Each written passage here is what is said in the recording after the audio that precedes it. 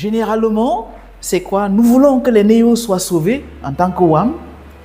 Et nous avons rencontré une église locale. Nous leur avons parlé des néos. Pendant que l'église est en train de chercher à comprendre ce que ça veut dire, nous, on va plus vite parfois. Non, il n'y a pas de problème. Si vous allez, nous allons payer le missionnaire qui ira. Vous voyez les gènes de la dépendance qui naissent. On ne leur a pas donné le temps d'intégrer le peuple dans leur système, de s'approprier du peuple et de définir une stratégie locale qui leur permet d'aller vers le peuple, pendant que nous, vous voyez, on a un rôle d'accompagnateur, pas de dévancier. Et c'est peut-être à ce niveau-là que plusieurs agences devraient s'asseoir pour réfléchir. Sommes-nous en train d'accompagner ou de dévancer le partenaire? Face à cette dénonciation, le révérend Carl Ford Gilles, directeur du champ francophone de l'Église wesleyenne, représentant de Global Partners, l'agence missionnaire de l'Église wesleyenne, veut plus d'explications, de clarifications sur le meilleur modèle à adopter. Le Dr Longa, en s'appuyant sur des exemples concrets des missionnaires comme William Carey, Hudson Taylor, David Livingstone, des figures de proue dans l'histoire de la missiologie chrétienne moderne, répond. Dans notre cas, nous, on n'est pas comme on a une agence missionnaire, mais nous sommes une église, nous sommes une dénomination. Et nous voulons, par exemple, aller dans de nouveaux pays, nouvelles cultures, nouvelles ethnies. De quelle façon, de quelle manière est-ce que WAM pourrait nous faciliter ce début-là? Parce que nous, on parle de début. On n'a pas une église dans ces places-là. Oui. Nous voulons commencer des églises dans ces places-là. Oui. Comment est-ce que vous nous accompagnez pour débuter? Et je parle pour l'Exocène, mais je parle pour plusieurs autres églises que je connais, dénominations qui pourraient être intéressées à commencer des choses comme ça. Oui, déjà, le point de départ, c'est de pouvoir intégrer le concept de la formation des formateurs. C'est important. Déjà, vous avez l'élan missionnel. Nous encourageons l'Église dans le Sud global, de façon générale, à éviter au maximum de copier sans l'étudier le modèle occidental. C'est un modèle qui a été appliqué sous contrainte. Vous voyez, les missionnaires à la base, ces personnes que nous appelons les pères de la mission moderne, Hudson Taylor, William Carey, n'ont pas été envoyés par l'Église. L'Église a récupéré leur travail. Vous voyez un peu. William Carey, qui est lui le père de la mission moderne, a passé des années à attendre que l'Église anglicane l'envoie en Inde. Finalement, quand il est parti, avec sa femme et son enfant, et ses 2 enfants, ils se sont retrouvés dans une précarité avancée. L'Église en Inde ne pouvait pas l'accompagner. Il a fallu que William Carey mette en jeu ses capacités de cordonnier et d'enseignant en collaboration avec ses amis indiens pour pouvoir faire avancer l'œuvre. C'est pendant que les fruits étaient en train d'émerger que l'Église en Angleterre a récupéré son travail. Et puis il y a eu une formalisation dans le processus. Et après 100 ans, 150 ans, ça donne l'impression que c'est le modèle à copier. S'il n'y avait pas d'amis locaux auprès de Carey, auprès de Taylor, auprès de Hudson, auprès de Livingstone, s'il n'y avait pas ces personnes locales-là, il n'aurait pas de mission. Donc, nous encourageons ici, nous décourageons au maximum la tendance qui voudrait qu'il y ait mission parce que quelqu'un a quitté un pays pour aller vers l'autre. Par contre, il faut toujours quelqu'un pour commencer. Donc, il est important que nous puissions penser à la logique de susciter la ressource locale. La mission, quand elle est faite par une ressource locale, a un poids logistique négligeable. La charge logistique est négligeable. Que ceux qui sont déployés de l'extérieur aillent comme des formateurs, pas comme des missionnaires. Parce que s'il va comme missionnaire, il devient un fardeau pour le système. Pour aller comme missionnaire, il faut commencer à apprendre la langue, la culture. Nous sommes passés par là. C'est tellement lourd. Pourtant, quand il y va comme formateur, il atterrit dans le coin et commence à identifier les potentielles ressources humaines disponibles, les équipes pour qu'eux fassent le travail. Donc, l'un des conseils que nous donnerons, c'est de maximiser sur la formation des formateurs déployables. Et quand ces formateurs déployables sont équipés, ou bien pendant que ces formateurs déployables sont équipés, leur responsabilité sera de sélectionner la ressource humaine locale que Dieu a déjà disposée d'avance, équiper cette ressource humaine locale et la faire partir à l'intérieur de son contexte. C'est très bien dit, j'apprécie beaucoup. Une autre question que j'ai, c'est maintenant, vous et moi, on sait comment est-ce que aujourd'hui, l'idée de missionnaire est basée sur l'idée missionnaire nord-américaine. Avec beaucoup de moyens de fonctionner et tout ça.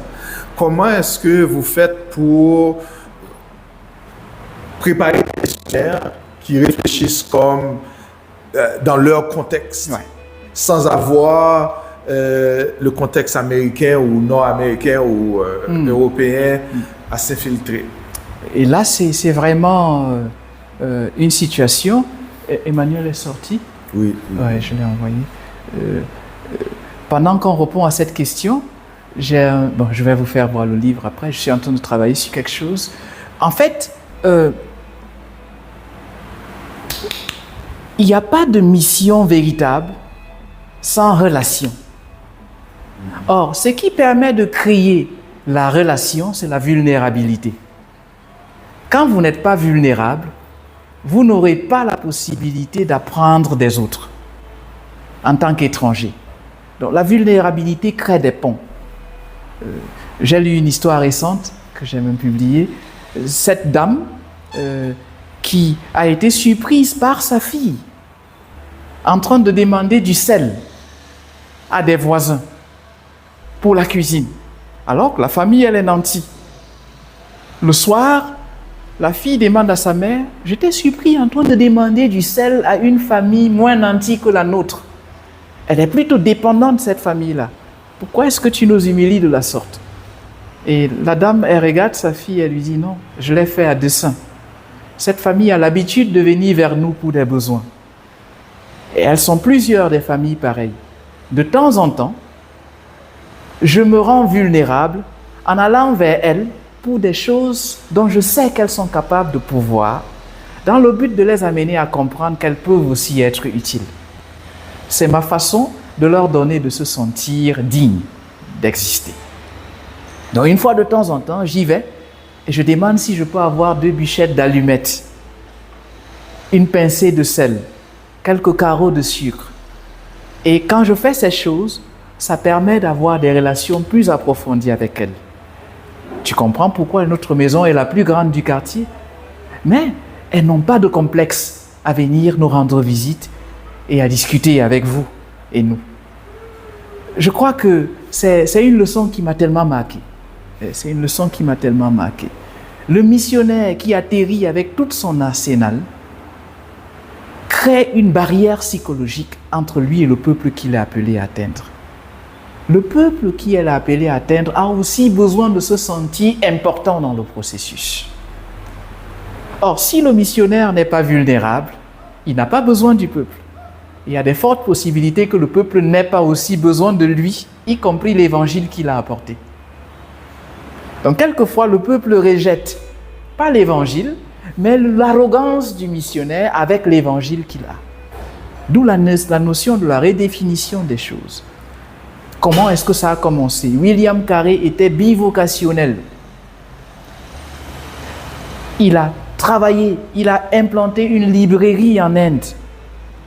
Et c'est à partir de sa librairie qu'il a financé sa famille. Et c'est à partir de cette librairie que les langues en Inde ont été écrites. Et aujourd'hui, William Carey, maître d'école primaire, est considéré docteur. Il n'a pas de doctorat. Il n'a pas fait d'université. Mais il est le docteur William Carey. Il est le fondement de la linguistique indienne.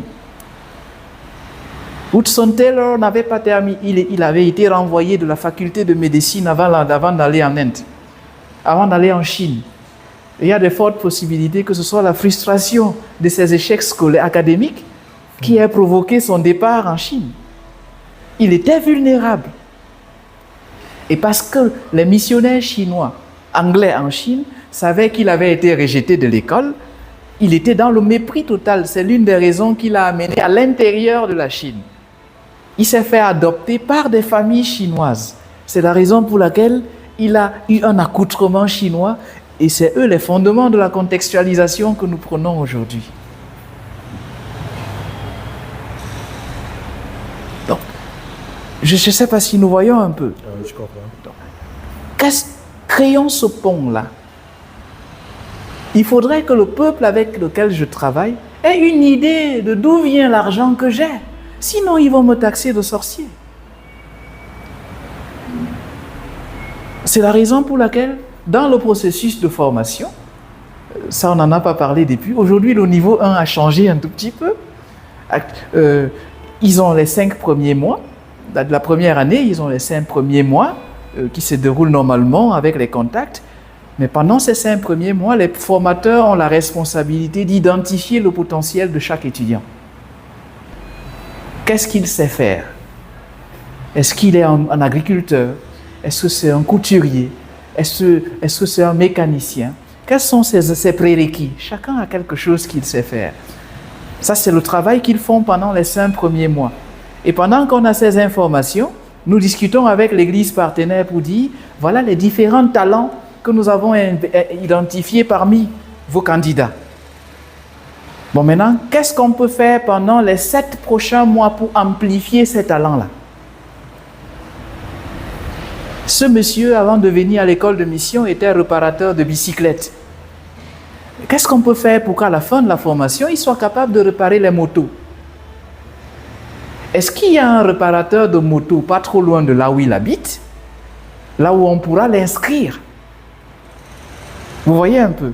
De telle sorte qu'à la fin de la formation, que ce gars, il est venu réparateur de bicyclette, quand il sort de là, il est réparateur de moto.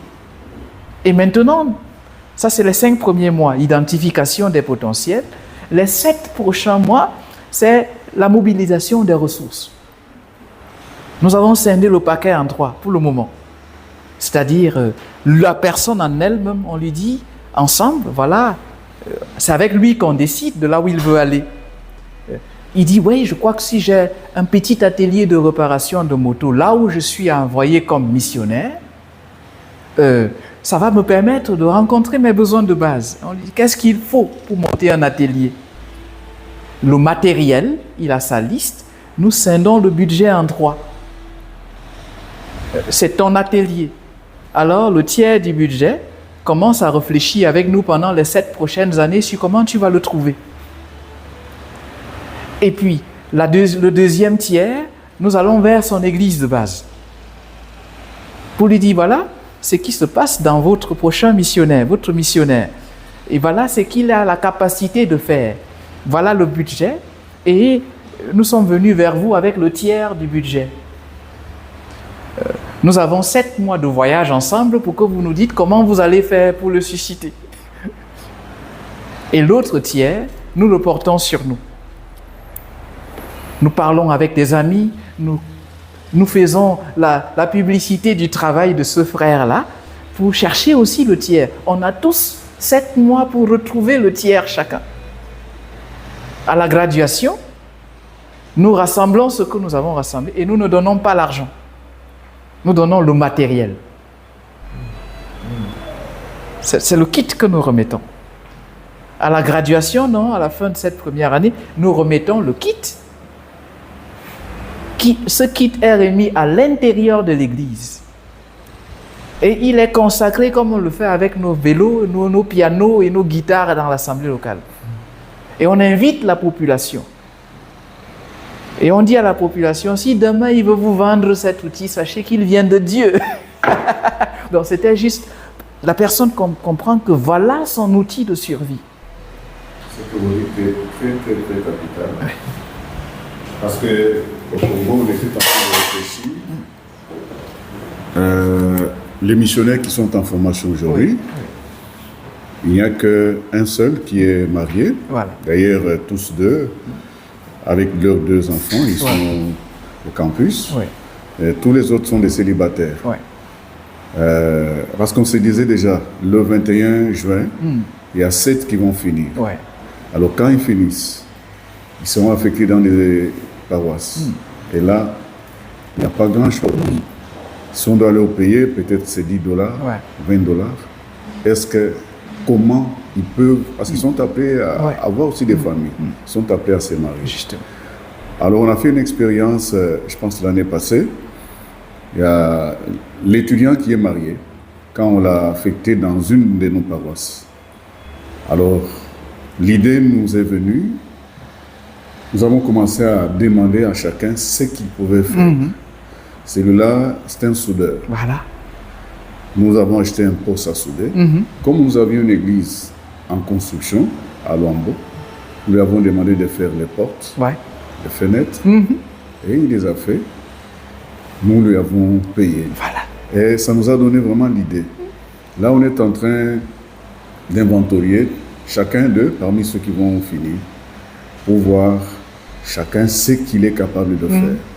Parce que s'il faudra rester seulement à vivre pour ceux qui peuvent venir de l'église, la plupart vont abandonner et partir. Voilà.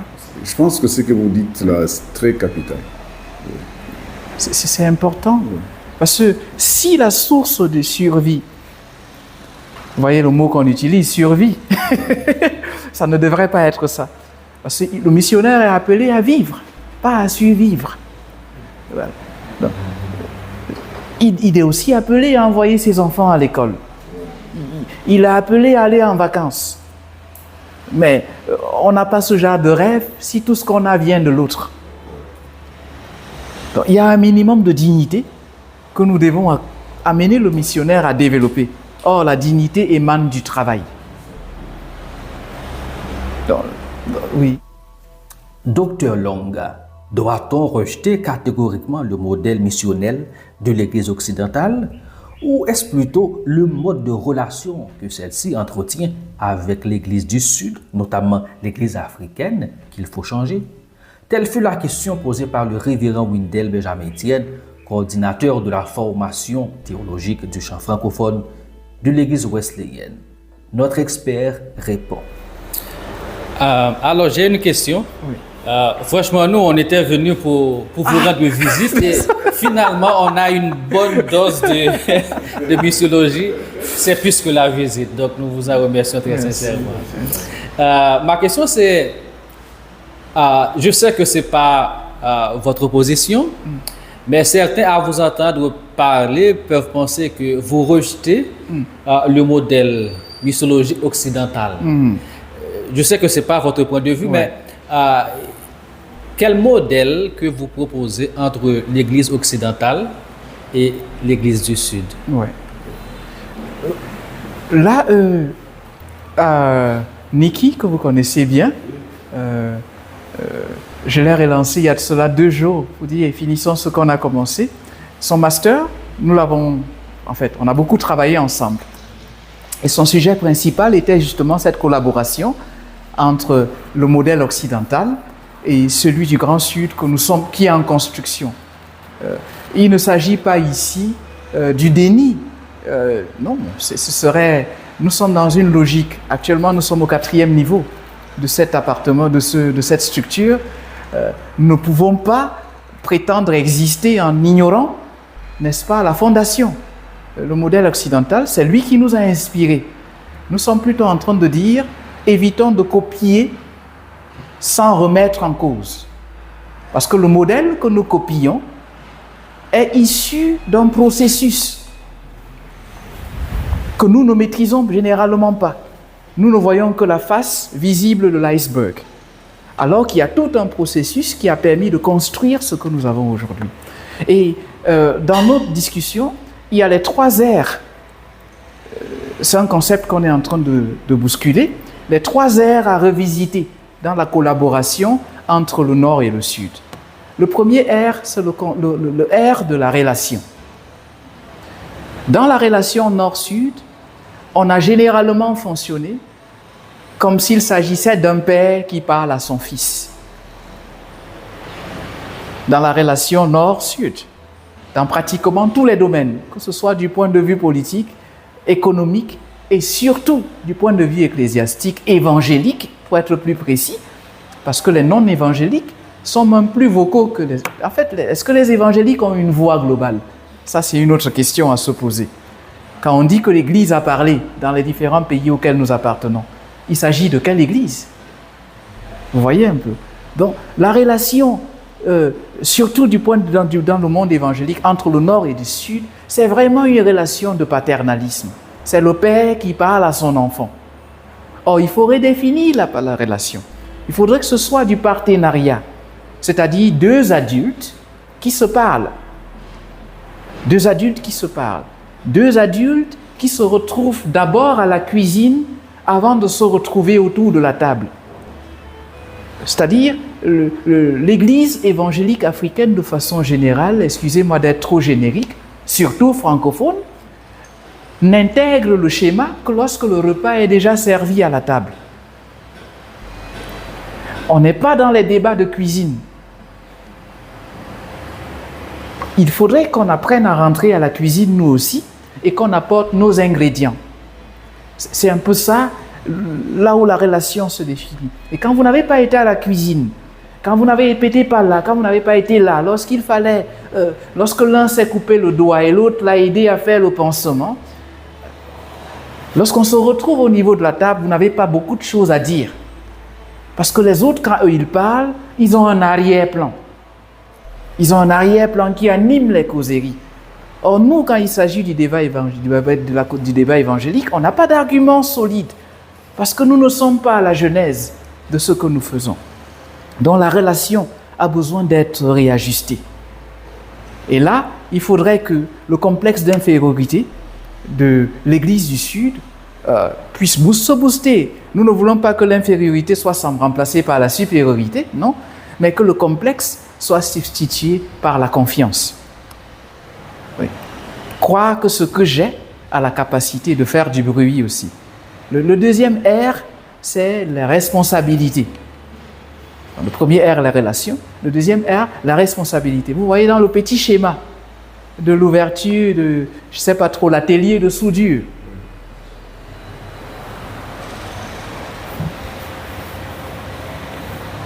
Il y a des éléments qu'on peut améliorer. Comment faire pour que le missionnaire, son église d'envoi et le potentiel partenaire puissent se partager les responsabilités?